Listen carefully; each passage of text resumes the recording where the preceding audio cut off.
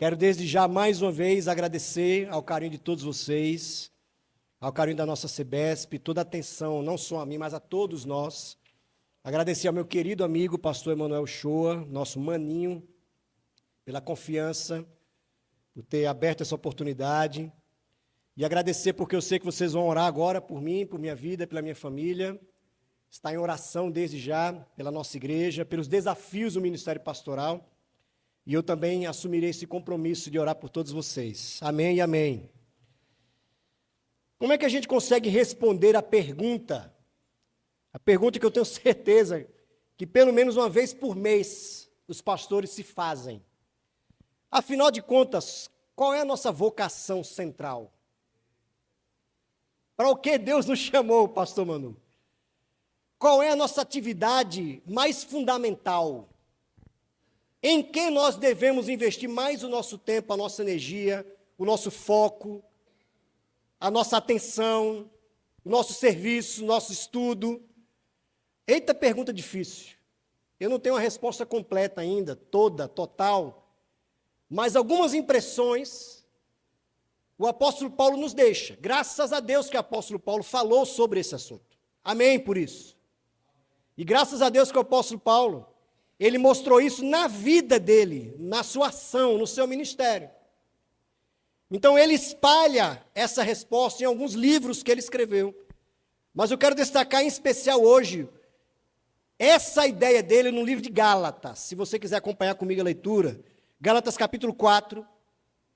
Eu vou ler um texto, uma parte de um texto em específico, mas se você puder deixar a Bíblia aberta para nós acompanharmos algumas referências do mesmo livro de Gálatas, eu peço que você faça isso, por favor. Gálatas capítulo 4, a partir do verso 19. Gálatas capítulo 4, a partir do verso 19. Lerei mais uma vez a Nova Versão Transformadora. Diz assim, palavras de Paulo apóstolo. Ó meus filhos queridos, sinto como se estivesse passando outra vez pelas dores de parto, olha aí a metáfora, pelas dores de parto por sua causa, e elas continuarão até que, essa expressão aí importantíssima lá no original, até que Cristo seja plenamente desenvolvido em vocês. Gostaria de poder estar aí com vocês para lhes falar em outro tom, mas, distante como estou, não sei o que mais fazer para ajudá-los. E quando a gente tenta responder a essa indagação que a gente se faz pelo menos uma vez por mês, vem consigo as dores do ministério, as dores inerentes ao ministério pastoral. As atitudes contrárias às ovelhas, né? As incompreensões.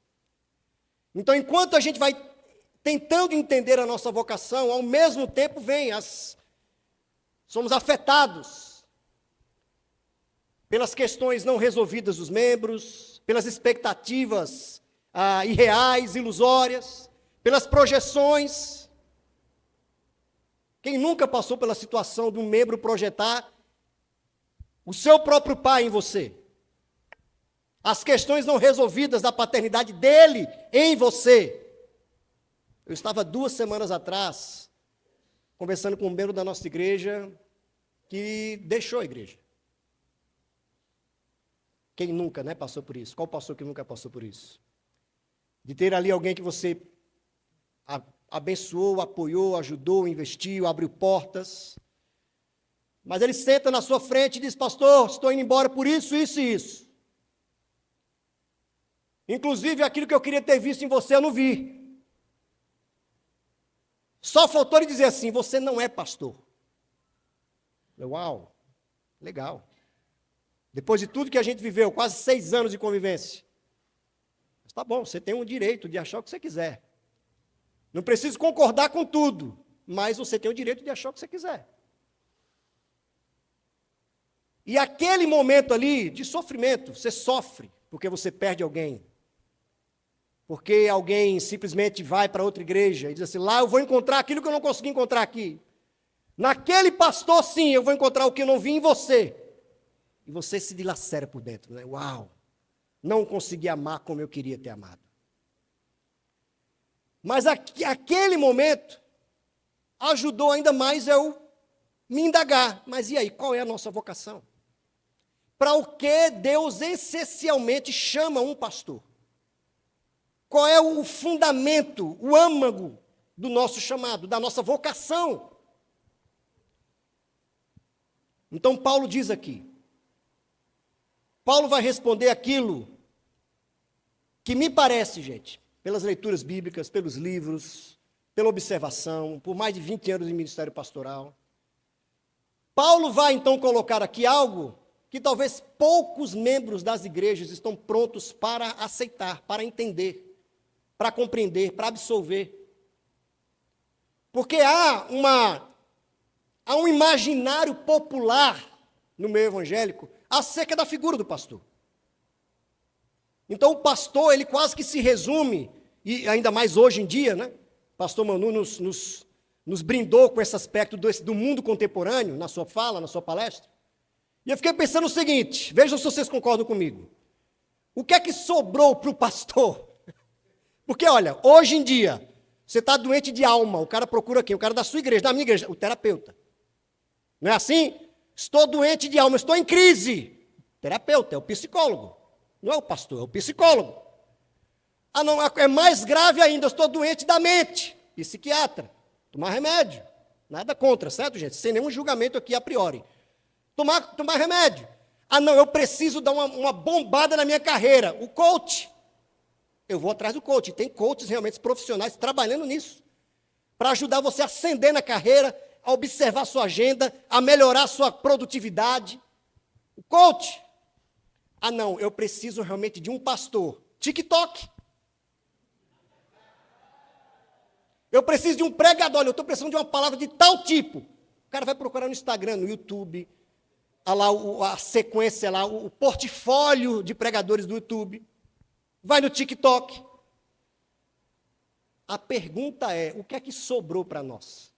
Sobrou o que para nós? Se o cara tem o pregador no YouTube, se ele tem o curador de alma no terapeuta, se ele tem aquele que vai ajudar a mente dele no psiquiatra, e se ele tem aquele orientador de carreira no coach. E nós somos o quê?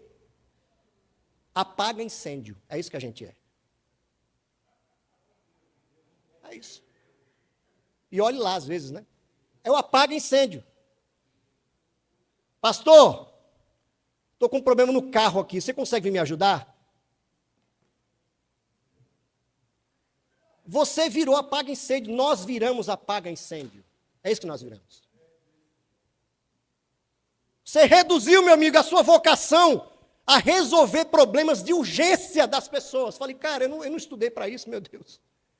Eu não passei a vida toda me dedicando, estudando, trabalhando, me esforçando, aprendendo com os mentores, com grandes pregadores, para resolver problemas urgentes de pessoas que não conseguem administrar a própria vida, cara. Não, eu não vou aceitar isso, porque, primeiro, isso não é bíblico. Eles estão reduzindo a nossa vocação e a nossa função a menos zero. Eles estão subtraindo tudo o que Deus atribui a nós, a figura do pastor, a meramente um apagador de incêndio. Aquele que resolve as urgências de pessoas que não administram a própria vida. Eu não vou aceitar isso. Na verdade, com todo respeito à nossa igreja, desde que eu cheguei lá, eu não aceito isso. Porque eu olhei para a Escritura. Felizmente, nós lemos a Bíblia. Eu tenho uma Bíblia em casa. Felizmente, eu leio a Bíblia. Graças a Deus, a gente estuda a Bíblia. E eu sempre ensino, o pastor não foi chamado para isso. Eu posso te ajudar, meu irmão, mas eu não fui chamado para isso. E a gente vai lá para Paulo. E a gente se depara aqui com essa beleza de Paulo. Quase que essa poesia que Paulo escreve aqui, para defender a função pastoral. E o que é que Paulo diz aqui, resumidamente? Paulo usa, então, uma metáfora linda. Paulo, não só aqui, em outros momentos, ele vai usar a metáfora para se referir ao ministério pastoral, a metáfora do pai e da mãe. A metáfora materna ou paterna. Em alguns outros momentos, em 1 Tessalonicenses, por exemplo, ele vai falar que, ora, ele se apresentou como um pai aos membros das igrejas, um pai que guia, que orienta, que exorta, que coloca limites. Ora, ele se apresentou como mãe, que consola, que carrega no colo. Porém, quando ele usa a metáfora aqui, nesse texto, ele é um pouco mais específico, ele vai além. Ele usa, então, a figura agora do nascimento, do parto, do dar à luz a novas pessoas, para dizer algo além do que ele disse em 1 Tessalonicenses, por exemplo.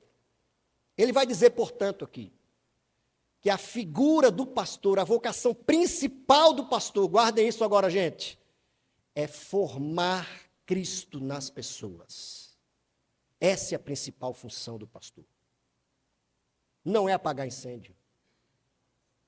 Não é ajudar o cara a trocar a fiação da casa dele. Não que isso não seja louvável que um pastor ajude, mas esse não é o nosso chamado. O nosso principal chamado não é servir de amuleto espiritual, de muleta espiritual.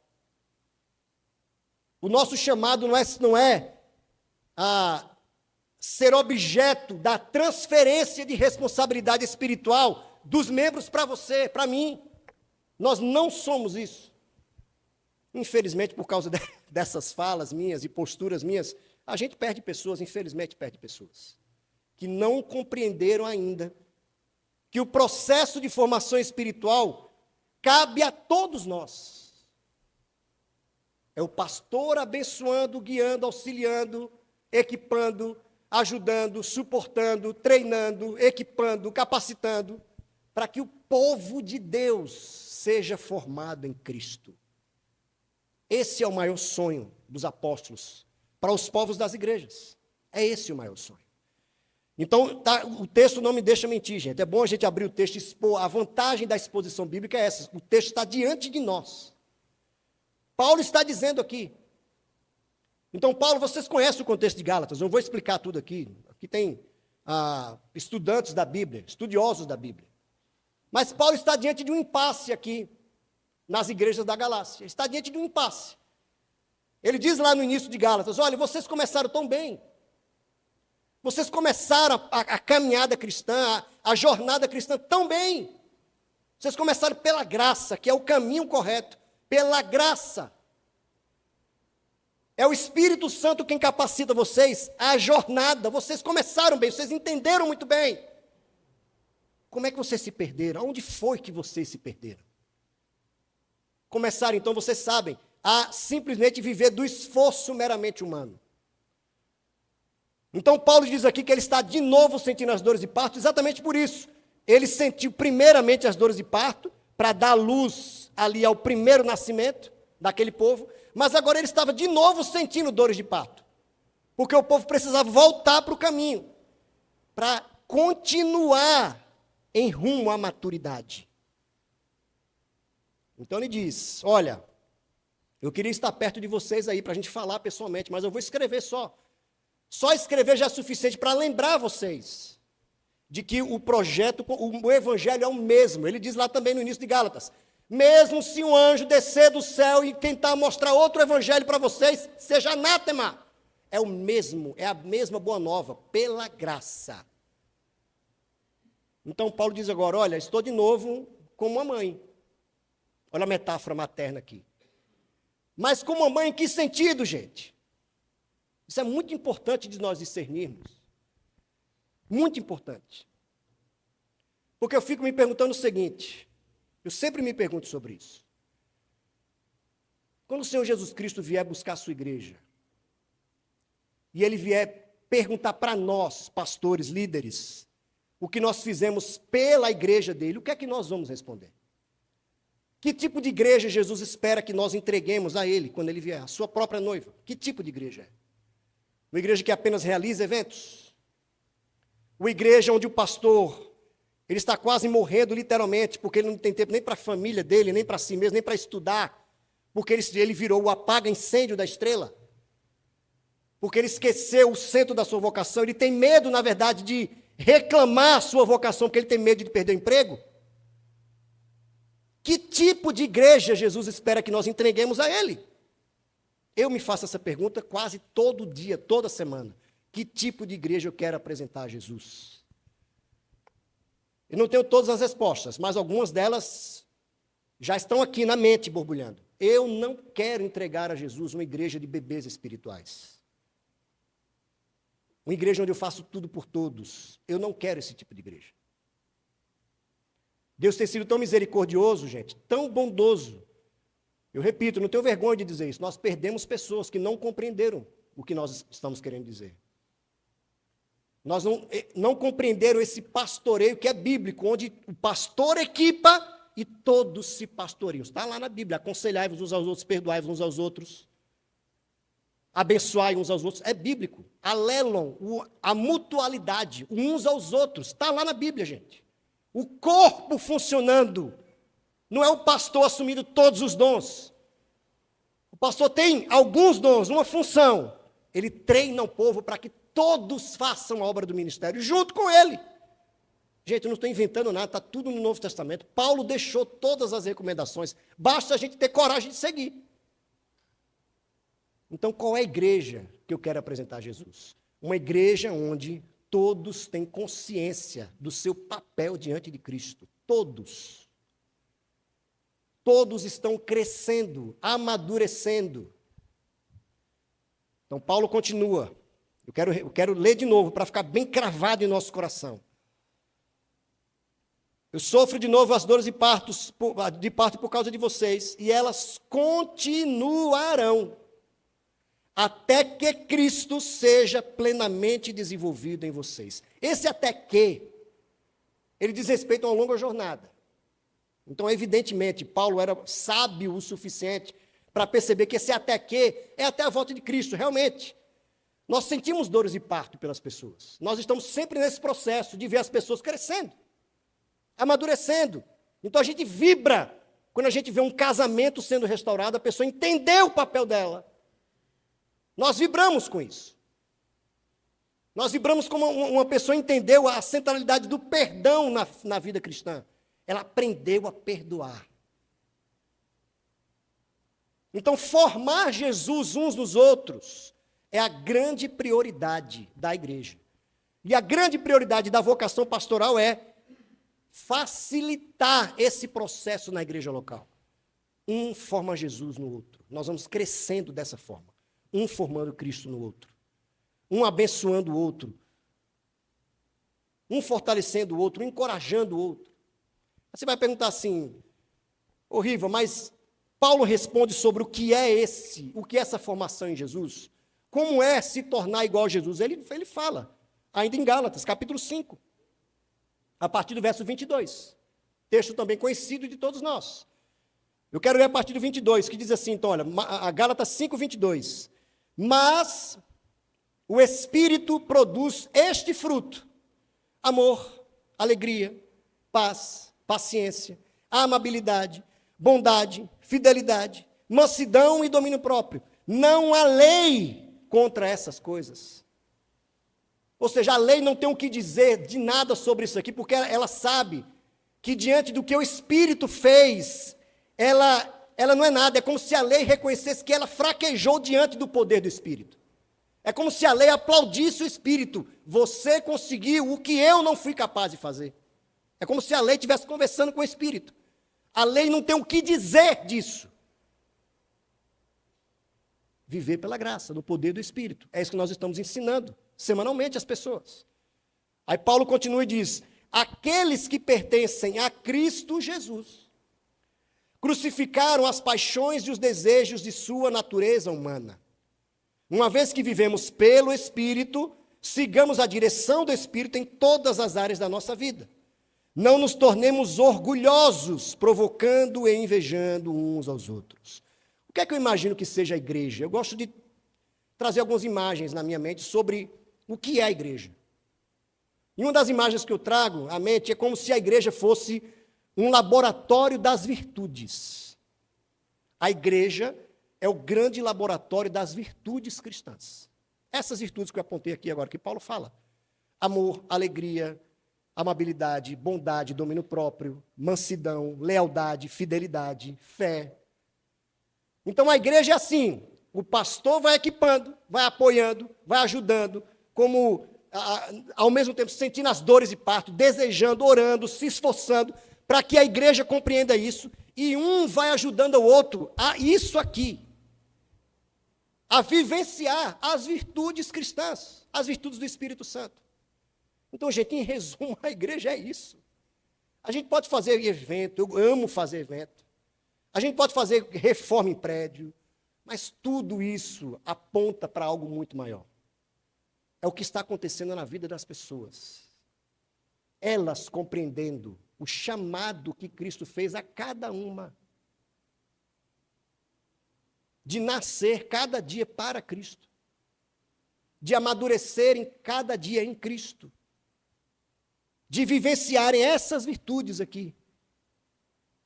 De apresentarem, não só na igreja, mas a partir da igreja, no dia a dia, no mundo. Muito bem, mas a pergunta agora é, como fazer isso? Como é que nós, então, uma vez que entendemos a nossa vocação central, qual é a nossa vocação central? Facilitar a formação de Cristo em todos. Essa é a nossa vocação central. Paulo diz aqui. Contribuir com o Espírito Santo para que ele mesmo produza as virtudes cristãs na comunidade. Nós estamos facilitando o processo, apoiando esse processo, equipando a igreja para isso. Mas como é que a gente faz isso? Eu poderia elencar aqui várias formas, mas eu escolhi três. Três palavras. Pastor Manu disse hoje, não são frases, três palavras, que é fácil de decorar. Não gosto de trabalhar com frases, porque é mais difícil de você decorar, mas palavras. Nos nossos sermões lá na igreja, se eu divido em tópicos, é palavras, nunca frase. Três palavras, você vai decorar rapidamente. Três, apenas três. Como é que o pastor, como é que nós então vamos fazer isso aqui, esse processo de facilitar a formação de Cristo nas pessoas, no dia a dia? A formação das virtudes do Espírito, no dia a dia. Primeiro, e óbvio, por meio da pregação. A própria pregação. A pregação é o centro da igreja. O púlpito é como se fosse alguém já disse que é o leme do navio. Vai direcionando. Mas, infelizmente, em geral, as igrejas não estão prontas para essa realidade. Por quê? Lembra da figura que pintaram acerca do pastor? É uma outra dor de quem é pastor mestre, como Paulo diz em Efésios 5, o pastor / mestre, ele é o mais incompreendido dos pastores. Ele é o mais incompreendido. Esse negócio aí que tu vive estudando para pregar, mas, meu irmão, isso é parte da minha vocação. Como é que eu não vou estudar para pregar? Não, você vai lá e prega qualquer coisa. Eu preciso de você agora aqui. Venha consertar o pneu do meu carro. Então eu vou parar como os apóstolos disseram. Eu vou parar de orar, estudar, para apresentar a palavra de Deus com eficácia, para ajudar. Nada contra, meu irmão, o pneu do teu carro, mas outra pessoa pode te ajudar. Outra pessoa pode te ajudar. Então, gente, cabe a nós também essa coragem, pela graça de Deus, de valorizarmos a nossa vocação. A gente tem que ensinar o povo a valorizar a vocação pastoral. Pastor não é apaga-incêndio das urgências das pessoas, das vidas mal administradas das pessoas. Nós não somos apaga-incêndio. Nós temos uma vocação seríssima a zelar, inclusive. Paulo diz para Timóteo, zele pela sua vocação. Vão tentar diminuir você só porque você é jovem. Não permita. Não permita. Levanta a cabeça, Timóteo, vamos lá. Impuseram as mãos sobre você. Você não está aí porque você quer. Você foi enviado para estar aí. Então, quer eles aceitem ou não, você vai continuar aí. O bicho era brabo, né? O tal do Paulo, né? O bicho era aquele paraibano caba macho ali, colérico. Você vai ficar aí, Timóteo, queres queira ou não. Você tem autoridade apostólica sobre você. Fica aí. Coloque tudo em ordem. É a pregação. Parte, então, da nossa vocação, de como nós vamos facilitar o processo do amadurecimento em Cristo, na comunidade. Então, é pregação após pregação. Então, se a nossa igreja não tem a cultura da pregação, do púlpito forte, como a gente chama, é trabalho nosso trabalhar para que isso aconteça. Para que a igreja passe a valorizar uma boa pregação, um pastor que se prepara, que estuda, que se esmeira, que faz aquilo que os próprios apóstolos disseram que, olha, é isso que a gente vai fazer. Os diáconos vão fazer outra tarefa. Deixa que eles distribuam, então, as cestas básicas aí. Nós vamos nos dedicar a outro aspecto do ministério. Não quer dizer que é mais importante, mas é outro aspecto, que está mais ligado ao centro do nosso chamado, da nossa vocação. Então, gente, é coragem. Eu sei que não é fácil. Eu sei que nós vamos ser criticados. Como eu já disse, os pastores mestres são os mais incompreendidos. Porque o que é que está no imaginário do povo? Ou o pastorzão, né, aquele abraça todo mundo, nada contra, viu, gente? Ótimo, é maravilhoso. Toma café na casa de todo mundo. Passa a semana inteira visitando todo mundo. Ótimo, não tem problema. Mas sabe o que é que vai acontecer? Vai chegar no final do ano e os membros vão perguntar, pastor, a gente está indo para onde? Qual o sentido que a igreja está indo? Ô, meu irmão, fique em paz, vamos continuar tomando café.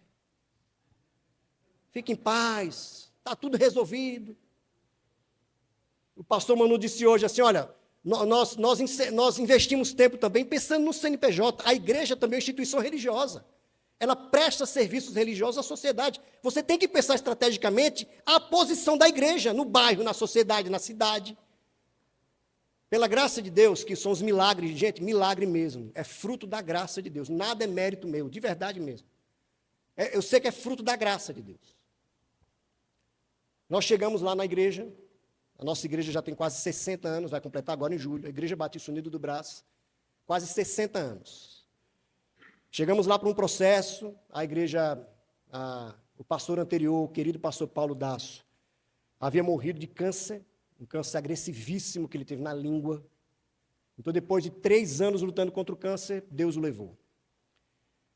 Então, começou o processo de sucessão, 21 candidatos. Nunca vi uma coisa como essa, nem Big Brother era desse jeito. 21 candidatos, Deus permitiu que eu estivesse lá com eles. Fui escolhido, estou lá com eles até hoje. Mas quando nós chegamos, eu falei para vocês, logo em seguida veio a pandemia. E começou um processo meio que de revitalizar mesmo, revitalização. A igreja começar a entender novamente a sua missão no mundo, o que é que ela representa no mundo. E eu entendi que uma das formas da igreja renascer, reviver, era a gente sair de onde estávamos, trocar de prédio.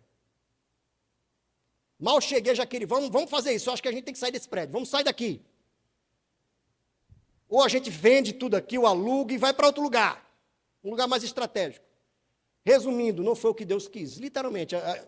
Foi muito difícil ter ouvido, entendido ali Deus através dos membros da igreja. Através do que o povo mesmo estava dizendo. O povo estava inquieto, dividido, uns queriam, outros não. Eu falei, não, então não é hora de fazer isso, recua, não vamos fazer isso. Mas a gente começou a orar, dizendo assim, Senhor, nos mostre o que o Senhor quer para esse povo, para esse momento de hoje dessa igreja, o que é que o Senhor quer de nós? E a gente começou a orar.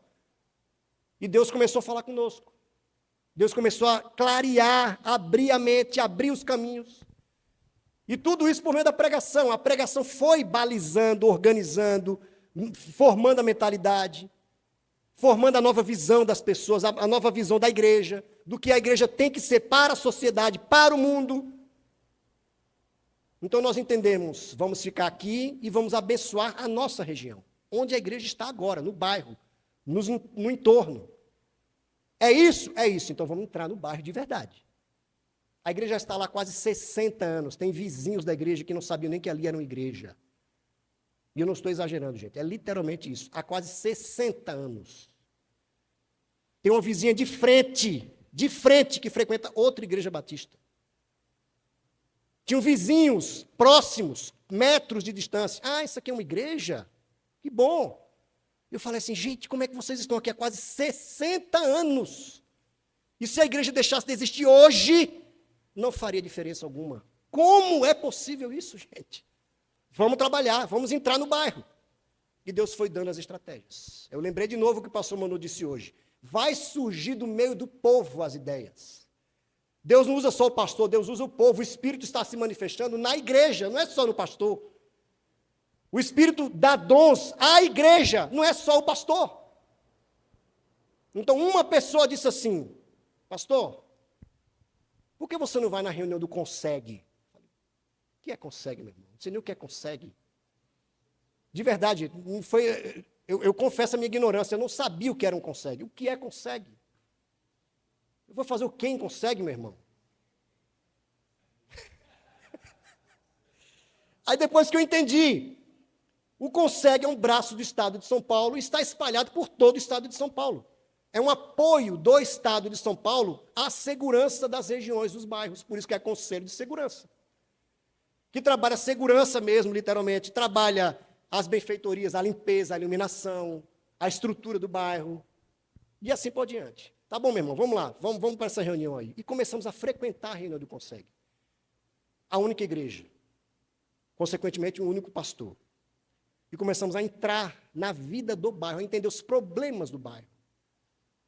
E no nosso entorno ali da igreja, aprove a Deus permitir que isso acontecesse, mas aconteceu.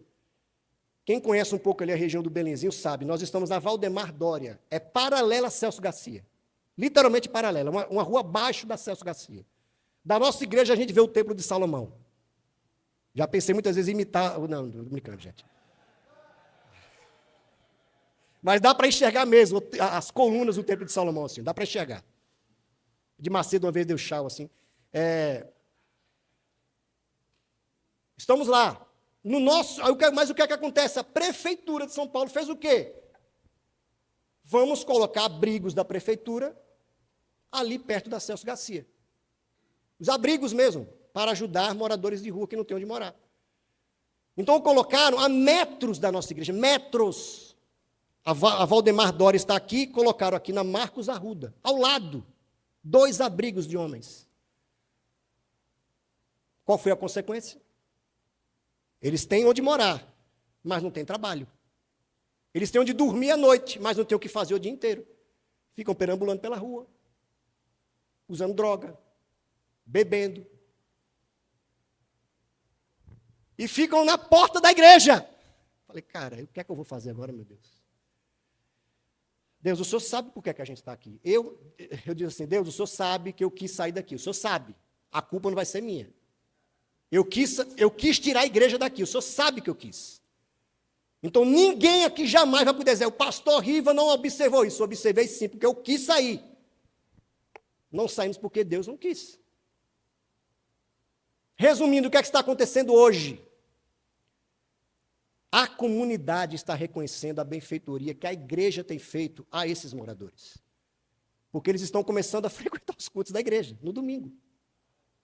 Espantou alguns ricos foram embora. Eu falei, vai embora, meu irmão, pode ir. Se você lê Tiago, você já fica calado, né? Leia Tiago, está lá, está escrito. A gente vai fazer uma exposição do livro de Tiago, daqui a alguns meses.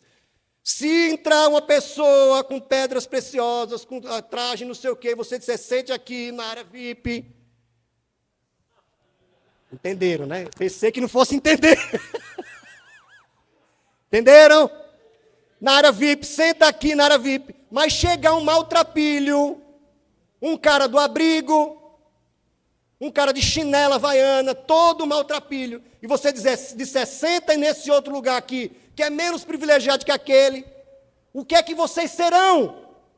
Qualquer coisa menos a igreja de Cristo. E eu pensei comigo, Senhor, esse é o preço que o Senhor quer que a gente pague para sermos a igreja das virtudes cristãs do Espírito? Tá bom, vamos pagar o preço. Qual foi o resultado, gente? Para a glória de Deus, certo? Para a glória de Deus. Nós somos entender, então, a nossa vocação de estar no bairro, de entrar no bairro, de participar do bairro.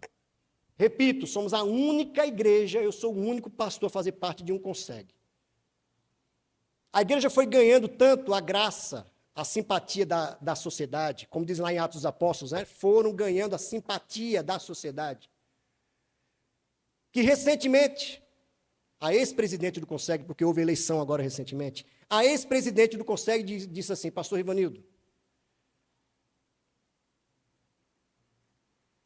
eu vou pedir a você algo que não era nem 100% permitido, mas eu vou conseguir fazer com que abra-se uma exceção para você.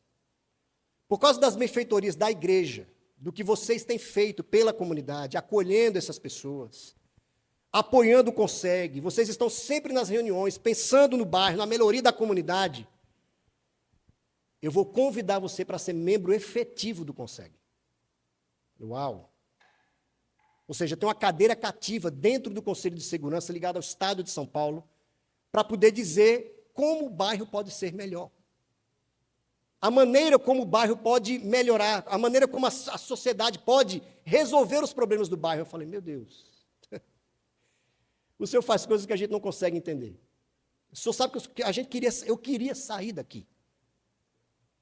Mas o senhor faz coisas de maneira tão irônica que não tem como não dizer que não foi o Senhor. Aceitamos, estamos lá. Minha vida passou por foi delegado de polícia, polícia militar, todo mundo vendo lá meu histórico para ver se tem algum crime que eu cometi, porque senão eu não podia entrar para ser membro efetivo. Graças a Deus que não encontraram nada, né? Porque eu escondo bem. Eu escondo muito bem. Mas estamos lá no Conselho de Segurança, membro efetivo. Entrando nova diretoria, saindo nova diretoria, eu estou lá, membro efetivo. Gente, isso não é uma vitória para mim, isso é uma vitória para o que Deus está fazendo na comunidade. É isso, é a comunidade sendo abençoada. Recentemente nós fomos, duas pessoas que não são cristãs, a ex-presidente e a ex-vice-presidente. Pastor, nós estamos marcando uma visita ao vice-prefeito, o Coronel Melo de Araújo. Nós queremos apresentar mais algumas necessidades da comunidade. Você não queria ir conosco para falar também das suas necessidades, da igreja, do bairro, do entorno? Eu falei, minha irmã, se você acha que eu preciso ir, eu vou. Vamos lá. É a igreja participando da comunidade. No final do ano passado, nós realizamos um feito que foi para a igreja, foi surpreendente. Para a igreja, foi um salto muito importante.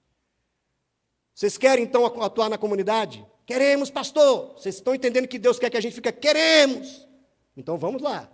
Vamos realizar um Natal ao ar livre. Vamos fazer um Natal naquela praça que tem lá, que é a praça principal da nossa região. Fizemos esse evento, chamamos de Natal na Praça. Fizemos serviço o dia inteiro às pessoas, ajudamos as pessoas, evangelizamos, levamos um coro e orquestra da Assembleia de Deus para nos ajudar a tocar e cantar, montamos 2 palcos. A prefeitura nos ajudou, a Câmara de Vereadores nos ajudou com verba, com palco, com recurso, entrando na comunidade. Mas onde é que tudo isso começou? Com a pregação. A mentalidade das pessoas mudou. Era uma igreja voltada para si, acanhada, tímida, às vezes até medrosa, e a pregação do evangelho foi transformando as mentalidades. Foi fazendo as pessoas entenderem o que é uma igreja. A igreja não é feita para estar dentro. Ela vive a partir de dentro, mas ela floresce e alcança a comunidade. Ela alcança os que estão fora. Portanto, a pregação é essa primeira tarefa que o pastor, que nós temos, então, como centro da nossa vocação, a própria pregação. Guiar a igreja a partir da palavra, do evangelho. Abrir a palavra, explicar a palavra, pela graça de Deus, no poder do Espírito Santo. Para isso requer estudo, esforço, diligência, participar de encontro, de congresso, ler livro, é isso, conversar, ser mentoreado, é isso. Mas essa é a primeira. Existe uma segunda função que cumpre a nossa vocação. Segunda função é o próprio discipulado. Então, pregação, discipulado. Vamos lá? Pregação, discipulado. Primeira é? Segundo, discipulado. Nós chegamos, então, eu falei para vocês que ia comentar hoje à noite sobre isso. Nós chegamos lá há quase 6 anos. E nós já chegamos lá quase que com um projeto pronto de igreja. Não com tudo acabado, mas pelo menos com um desenho do que a gente queria para aquela igreja. Logo depois que chegamos, já montamos a missão, a visão, alguns parâmetros, algumas formas de treinamento e assim por diante. Então está lá na nossa declaração de missão, muito claro, queremos ser uma igreja de discípulos de Jesus. Ponto, é isso. Não inventamos nada, está lá no Novo Testamento, queremos ser uma igreja de discípulos de Jesus, ponto. Nós vamos fazer com que a missão perpasse tudo que a gente faz. Tudo vai girar em torno dessa missão. Desde, então, o que acontece nas crianças, nos adolescentes, no berçário, nos casais, todos já sabem, porque é a palavra mais comentada da igreja é discipulada. A gente tem que ser discípulo. Tem que ser discípulo de Jesus. Não, o discípulo não faz isso. O discípulo faz isso. Isso não é digno de um discípulo. O discipulado está ali na boca do povo, graças a Deus, depois de quase 6 anos. Mas o nosso discipulado lá não é apenas uma intenção, é um programa que nós criamos.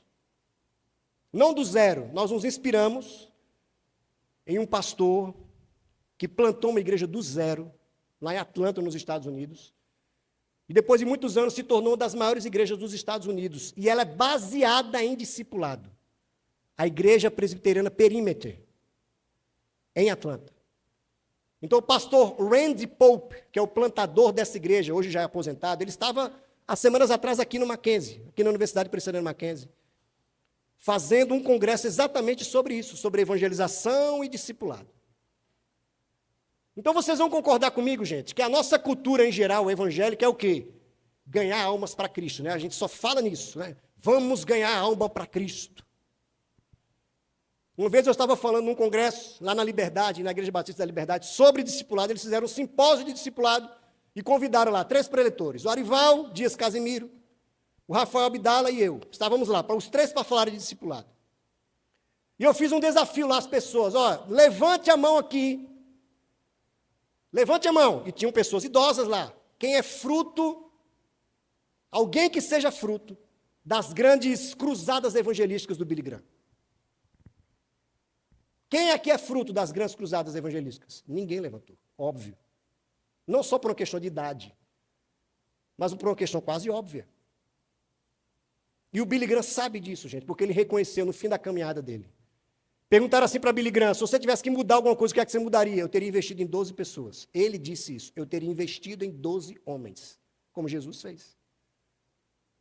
Onde estão os frutos das grandes cruzadas evangelísticas? Onde estão? Onde é que eles estão? Você tem algum avô que foi evangelizado por Billy Graham? Você tem alguém? Eu nunca ouvi, gente, não estou exagerando, eu nunca ouvi falar, eu nunca conheci ninguém. Mas por quê? Porque paira no imaginário evangélico popular que a função da igreja para no evangelismo. Nós fazemos muito bem as estratégias, desenhamos, ganhamos para Cristo, ótimo, suficiente. Você sabe qual é a analogia que se dá para fazer? Eu fiz lá na Líbia essa analogia. Imagina aqui, um pai e uma mãe que dê a luz a um filho, literalmente, gerou o filho, nasceu o filho e larga o filho. Viva a vida que você quiser, meu filho. Agora você se vira para comer, você se vira para se limpar, para viver, você vai se virar para viver. Iríamos dizer o quê? Não, coloque esse menino na adoção, porque esses são pais ingratos. Não é horrível isso, gente? Sim ou não? Isso é horrível. Pensar isso em pais que fazem isso. São pais ingratos, ausentes, irresponsáveis. Mas por que a gente faz a mesma coisa nas igrejas? Com os filhos dos outros. A gente evangeliza, a pessoa se converte e ela é largada na igreja.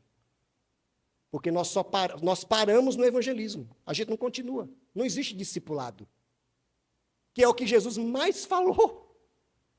Que é a última e mais importante missão que Jesus deixou para a igreja. Na verdade, a grande missão da igreja não é ir por todo mundo evangelizar. É ir por todo mundo e fazer discípulos de Cristo. Só que o mais difícil não é o evangelismo, é o discipulado, porque vai agora durar a vida inteira. Percebe por que existem tantos bebês espirituais nas igrejas? É isso. Essa é a razão. Porque nós paramos no ganhar alma para Cristo. Ganhar alma para Cristo, que não é nem uma expressão bíblica, né, gente? Você nunca ouviu Paulo dizer, eu ganhei mais uma alma para Cristo. Ele nunca falou isso. Jesus não usa essa expressão. Pedro tampouco. João também não.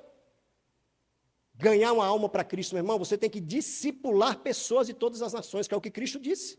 Ensine tudo o que Ele nos ensinou, que Ele deixou para nós, e batize em nome do Pai, do Filho e do Espírito. Essa é a missão da igreja. É essa a missão da igreja. É fazer discípulos daquele pessoal que está nos abrigos, do rico, do nordestino, do africano, que tem muitos lá ao nosso redor, do boliviano, do venezuelano, do haitiano, dos árabes. Quem conhece o entorno do Brás ali sabe que parece que o mundo inteiro está no Brás. É gente do mundo inteiro naquela região. Por isso que... gente, o pessoal é inteligente, né? Não é à toa que as principais igrejas neopentecostais do Brasil estão na Celso Garcia. Não é à toa. estão coladas com o maior comércio popular do Brasil, quiçá da América Latina, que é o Brás. É gente, meu amigo, de todo mundo, a toda hora. Por isso que as igrejas pentecostais ali vivem cheias. É o povo ali, ó. Discipulado. Nós chegamos na igreja e começamos o programa baseado no Randy Pope. Ele escreveu um livro, anote aí, Discipulado na Igreja Local. Então ele ensina lá o método. Grupos pequenos mesmo, de 5 a 8 pessoas, só de homens, e grupos só de mulheres.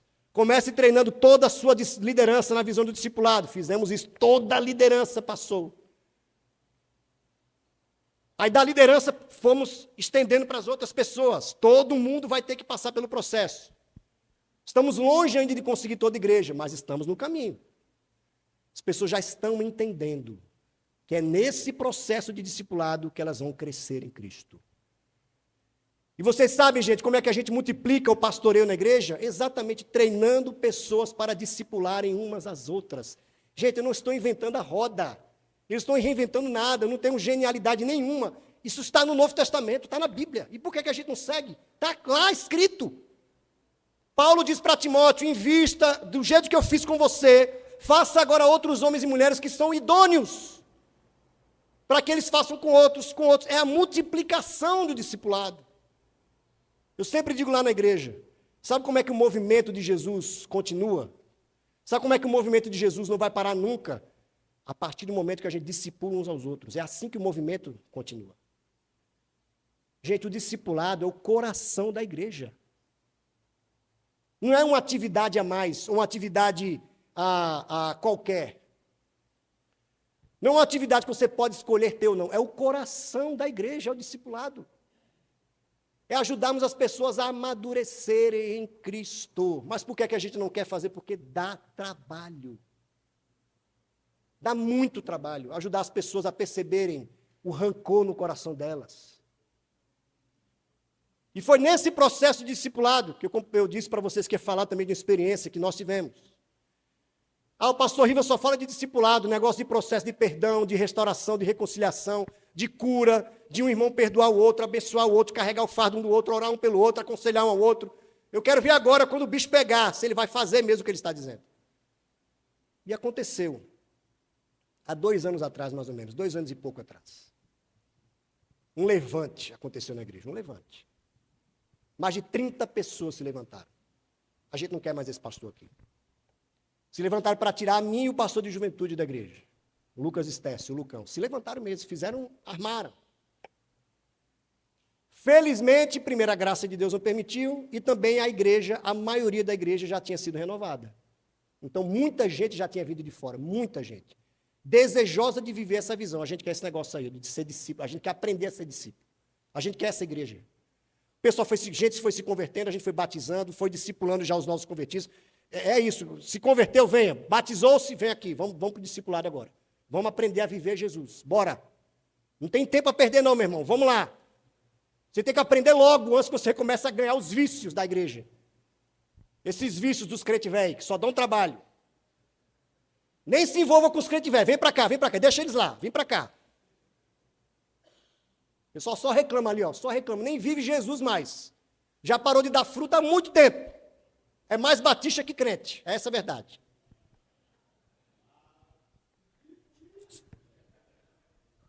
Tem gente que sabe ser batista, mas não sabe ser discípulo de Jesus, né? Hein, pastor? O cara fala todas as assembleias que já aconteceram na vida, todas as reuniões de convenção que já aconteceu, mas quando é para perdoar, diz assim, mas isso é outra história, pastor. Perdoar não. O cara me feriu. Perdoar com Jesus, comigo não.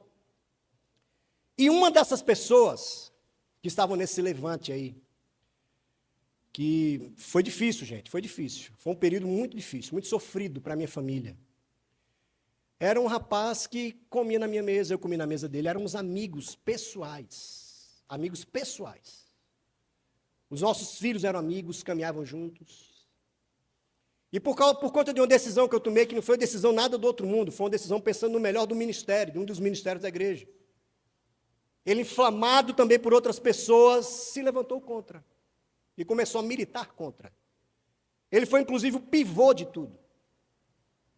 Ele foi quem foi o pivô, quem começou a fazer, de fato, a organização, a articulação. E eu sem saber, eu só ouvia de longe os rumores. E eu não queria acreditar. Falei, mas como assim? Não, ele jamais faria isso. Nós caminhamos juntos. Desde que eu cheguei aqui, eu ajudo ele e a família dele. Tento ajudá-lo no casamento dele, nas áreas da vida dele, eu tento ajudá-lo. Ele saiu ligando para as pessoas, literalmente entrando em contato. Olha, eu acho que o tempo dele aqui acabou. A gente tem que tirar esse cara daqui. Esse negócio de igreja de discipulado, rapaz, isso não funciona. Eu quero um pastor que faça o que eu estou pedindo. Quero um pastor que, quando eu quiser, ele venha na minha casa. E Deus foi fazendo. Foi muito difícil, a diretoria, o conselho divididos.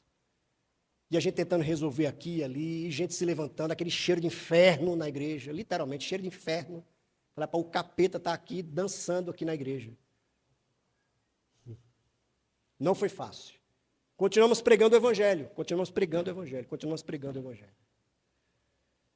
E teve uma pessoa que foi usada por Deus, foi muito usada, infelizmente ela saiu depois por várias questões, uma delas era essa, porque não entendia a igreja do discipulado, de que todos nos pastoreamos, porque está na Bíblia, o pastor é aquele que impulsiona, equipa, facilita, ajuda, treina, prega, ensina, para que todos façam. Mas em um momento ela foi usada por Deus, ela disse assim, pastor Riva, é o seguinte, só tem uma forma disso tudo parar, uma forma.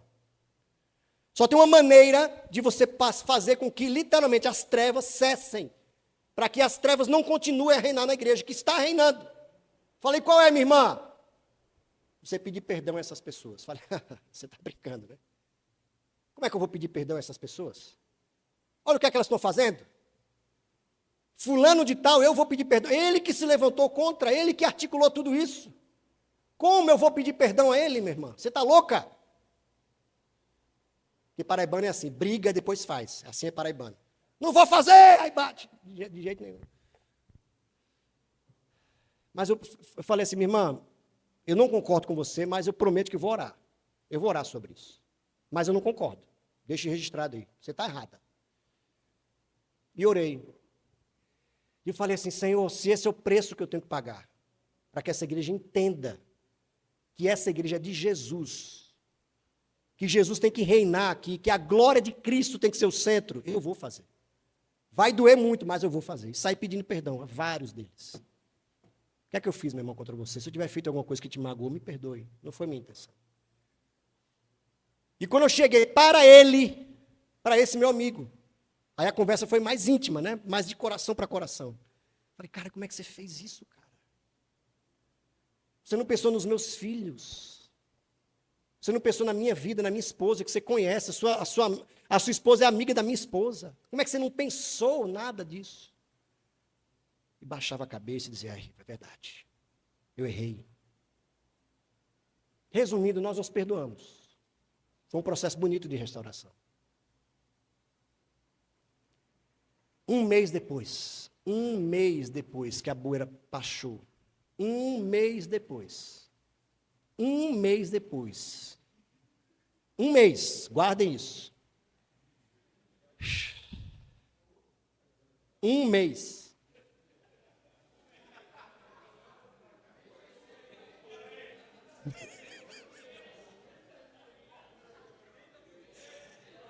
Lá vem.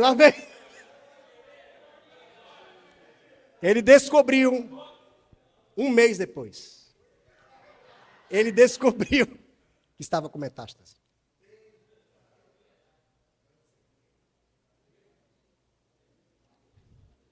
Câncer agressivíssimo. Começou no fígado, começou no intestino, se estendeu para o fígado, para o pulmão.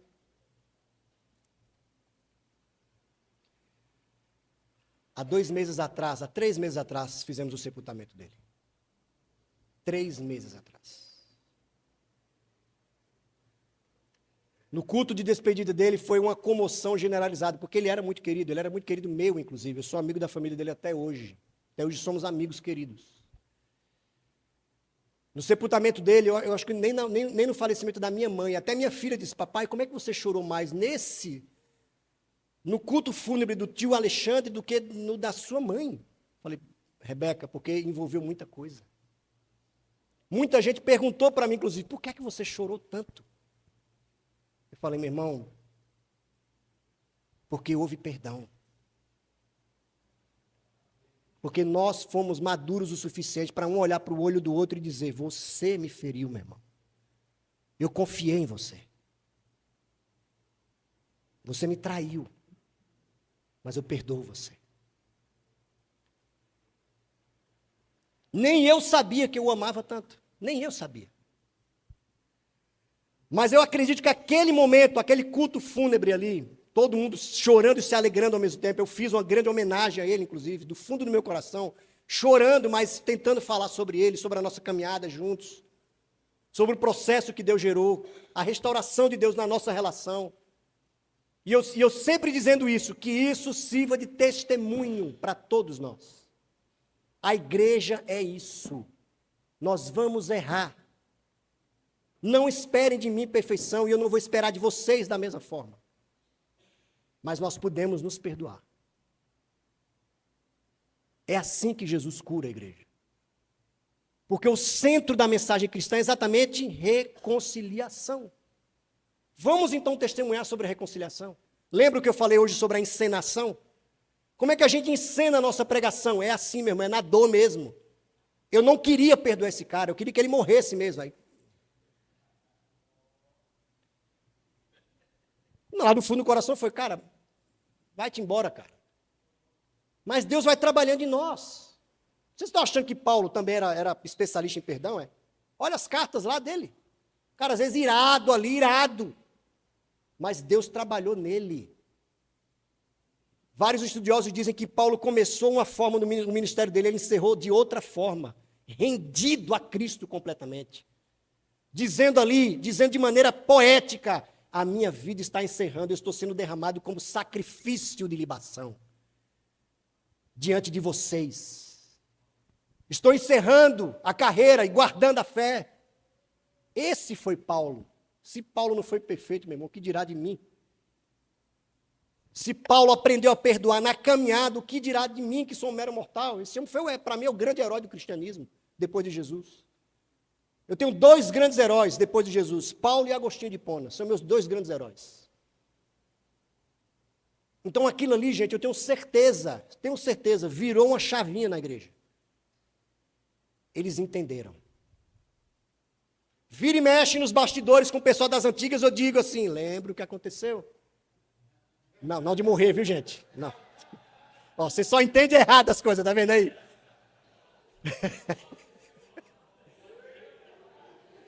Gente, eu falo assim, meu irmão, não queira ir pelo caminho do ódio, meu irmão. Se você quiser, você vai sozinho. Eu vou pelo caminho do perdão. Eu quero testemunhar de Cristo aqui, eu quero ser exemplo para essa comunidade, para a vida dos filhos de vocês. Eu quero que os filhos de vocês, adolescentes, igual a minha filha que é uma adolescente, vejam em nós exemplos de homens que se perdoam. Apesar de nós, que saibam pagar o preço pelo Evangelho de Jesus. Isso é uma igreja que você quer inclusive estar. Essa igreja que eu quero participar. É uma igreja onde tem a consciência da sua fragilidade, da sua miserabilidade diante de Cristo, do seu pecado, mas ao mesmo tempo da graça transformadora do Evangelho. Isso é a igreja. Nada mais do que isso. Um bocado de gente pecadora, cheio de histórico, de trauma, de rejeição de pai, de mãe, de casamento destruído. Mas é lá onde a graça salvadora e transformadora do Evangelho está presente. Essa é a igreja de Jesus. Homens e mulheres pecadores, mas que encontraram o caminho da restauração. O caminho do discipulado. O que é então o discipulado, afinal de contas, gente? Nós estamos caminhando como companheiros da jornada cristã. Isso é o discipulado. Eu ensino a galera e a galera me ensina. Nós temos lá, eu tenho vários grupos onde tem ali, eu tenho os grupos de homens que eu oriento, os grupos dos homens, e minha esposa, a Rutinha, tem os grupos das mulheres que ela orienta. Então são grupos de homens e de mulheres separados. Por que homens e mulheres? Porque é mais fácil de gerar confiança, abertura, de falar, porque é um grupo de partilha mútua. Temos ali sempre um conteúdo, uma apostila guiando o estudo, o líder principal, que é a pessoa mais madura, pressupõe-se mais madura, vai facilitando os encontros, os estudos, as partilhas, as orações, e a gente vai crescendo. Recentemente, um desses, que estava no Levante, estava naquele Levante de 2 anos atrás, um desses chega para mim e diz assim: Pastor Riva, eu queria tanto começar o processo de novo de discipulado. Eu quero ser discipulado. Vamos formar um novo grupo? Vamos. E essa pessoa, olha o testemunho dessa pessoa, ouça o que eu vou dizer agora. Ele está na igreja há 30 anos. Ele compartilhou no grupo de discipulado há 2 semanas atrás. Era um rapaz que jamais se abriria para novos convertidos. E tem novo convertido lá no grupo. Tem gente que está chegando na igreja agora, que já está lá no nosso grupo de discipulado. Tem 6 homens lá.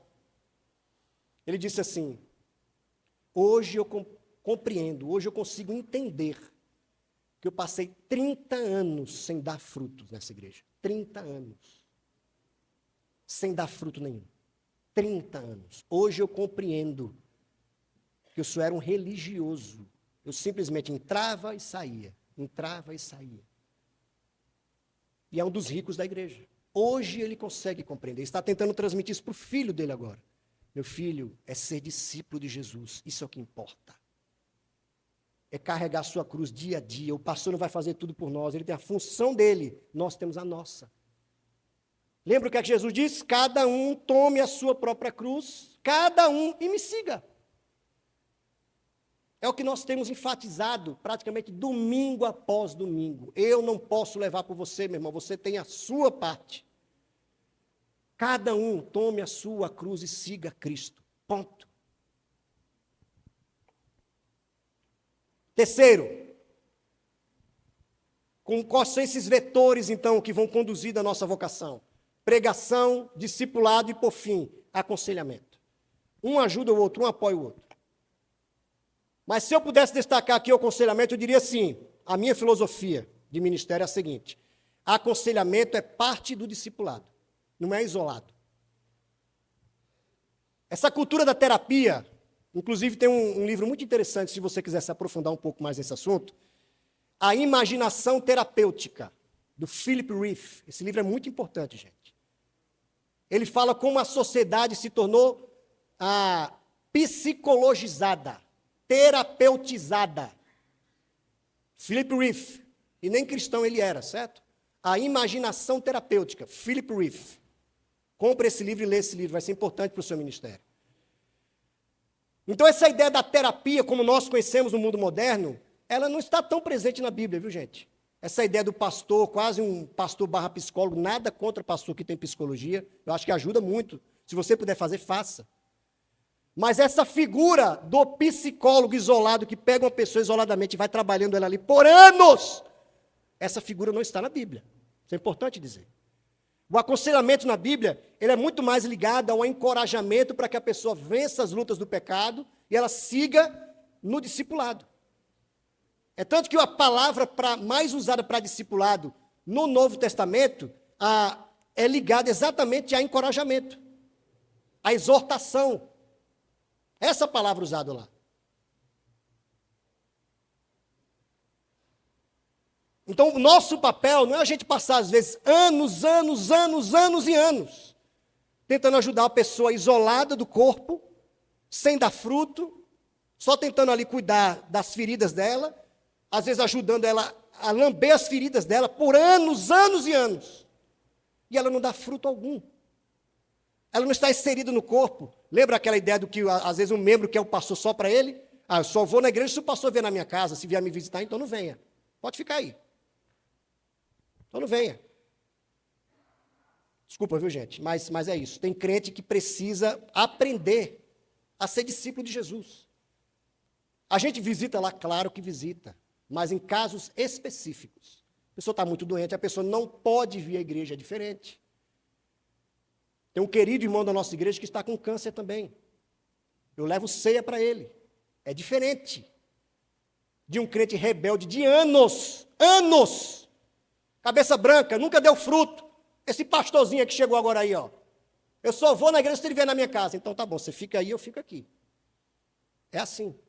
Eu não vou alimentar, meu irmão, a sua maldade. Não vou alimentar. Quem precisa, nós vamos em hospital, em nascimento de bebê, nós vamos. Aniversário de filho de 1 ano, 2 anos, 3 anos, a gente está lá. Esse é o nosso papel também.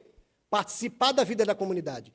Agora, nós não vamos alimentar infantilidade espiritual, principalmente dos crentes mais velhos. Isso é uma vergonha. Vira e mexe, eu digo lá na igreja, eu prego assim, meu irmão, deixa eu falar uma coisa para você aí, ó, você que está há muito tempo na igreja. Eu nasci no lar espírita. Eu me converti aos 15 anos. Quando a minha mãe se converteu, cantava hinos, ela ficou maravilhada. E a gente começava a conversar, ela dizia assim, eu pensava que eu tinha paz. Eu nunca tive paz. Agora que eu descobri o Evangelho, agora eu tenho paz. E eu penso assim, e a gente não desperdiçou nenhum momento. A gente quis desfrutar desse Jesus. E você, meu irmão, que nasceu na igreja, você está há anos sentado no banco sem dar fruto nenhum. Isso é uma vergonha. Isso é uma vergonha. Você deveria aproveitar mais o que Jesus deu a você. É duro, gente, é duro, mas Jesus também foi duro. Pelo amor de Deus, acorde, meu irmão. Olha o que é que você está desperdiçando. Você está jogando fora o evangelho que chegou até você. Então, o aconselhamento, gente, ele é algo específico no ministério pastoral. Ele é importante. Ele ajuda muito. Eu estou aconselhando uma menina na nossa igreja de 13 anos. Tem problemas sérios com a sexualidade dela. Sério. É um caso específico, mas eu estou aconselhando com vistas ao quê? Ela está integrada, crescendo no corpo. É adolescente, fazer parte do ministério de adolescentes. Começar a ser discipulada também. Então, o aconselhamento, na verdade, ele é pontual. Ele ajuda no discipulado, que é contínuo. Então, o aconselhamento é pontual. O discipulado é contínuo. É até Cristo voltar. Até que, está aqui, ó, até que Cristo volte. Então, é um perigo nós transformarmos o púlpito da igreja e a igreja num espaço de terapia, gente. Nada contra a terapia, eu repito, nada contra a terapia.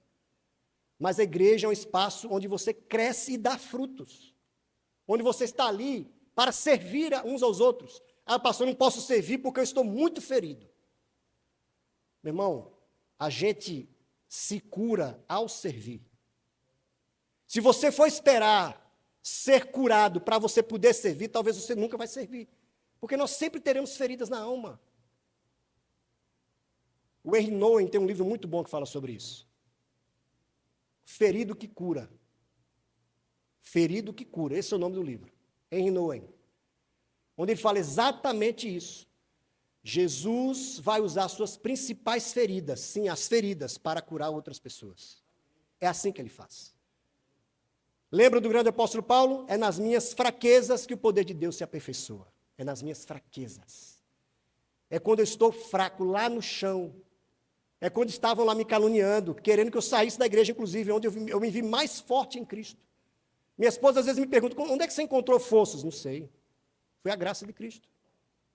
Foi a graça de Cristo que nos fortaleceu. Por isso nós estamos lá até hoje. A graça de Cristo, superabundante graça. Qual é a nossa vocação? Se Jesus voltasse hoje, que tipo de igreja você apresentaria a Ele? O que é que você estaria disposto a entregar a Jesus? Qual tipo de noiva você entregaria para Ele? O que é que você entregaria? A igreja onde você ensinou toda a vida a depender só de você, talvez para massagear o nosso ego pastoral. Olha como é que a igreja precisa de mim. Uau, sem mim essa igreja não é nada.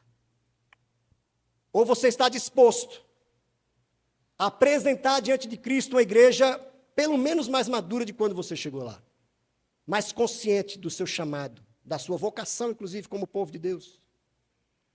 Uma igreja onde saíram dali do leitinho, como diz o autor dos Hebreus, e comem agora carne sólida. E agora praticam, feito adultos, a fé cristã. Vivenciam as virtudes do Espírito Santo. É essa igreja que nós queremos. Se for essa, meu irmão, você está no caminho certo.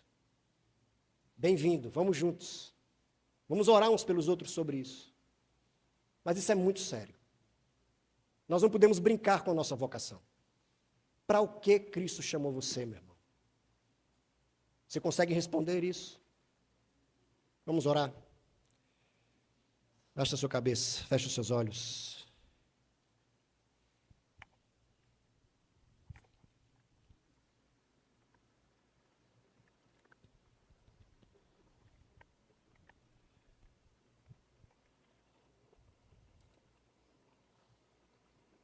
Coloca a sua mão no seu coração nesse momento. Coloca a mão no coração, como se fosse um símbolo do Espírito Santo tocando em nós. Coloca a mão no coração. Quero que você tenha um instante agora orando diante do Senhor. Você compreende a sua vocação, para o que o Senhor chamou você de fato? Será que você está se esforçando tanto, mas não está atingindo o alvo de fato? O telos, o objetivo final do ministério pastoral, que é apresentar pessoas maduras em Cristo. Pessoas que conseguem tomar decisões, pessoas que conseguem curar os seus relacionamentos, que conseguem perdoar, que sabem se reconciliar umas com as outras. Será que você sabe? Será que você entende a sua vocação?